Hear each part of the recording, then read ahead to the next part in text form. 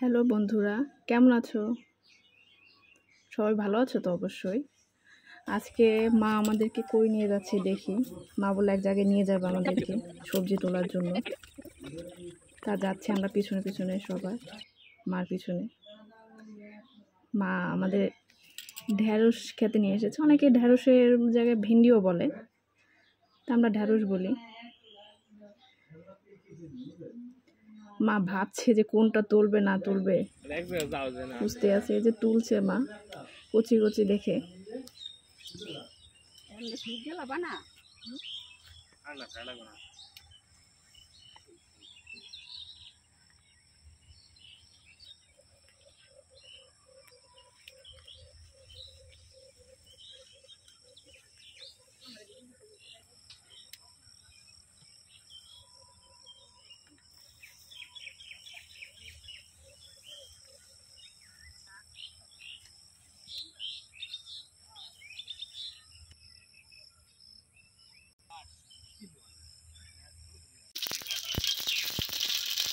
জিরা আর সরিষা ফোড়ন দিয়ে দিল মা তেলের মধ্যে।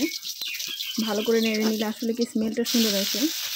এই যে সুন্দর করে মা ঢ্যাঁড়সগুলো কেটেছে। আসলে সব কিছুই একটা আর্ট আছে। ঢ্যাঁড়সটা অনেক সুন্দর করে মা কেটেছে।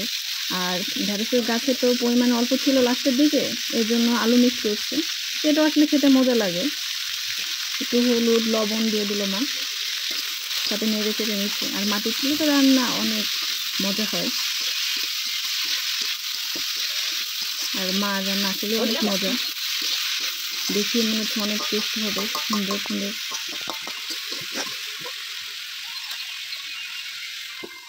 একটু ঢাকা দিয়ে দিল, এই যে হয়ে গেল প্রায় শেষের দিকে ভাজি। কি টেস্টি হবে গরম গরম খাবার। Tata, bye bye.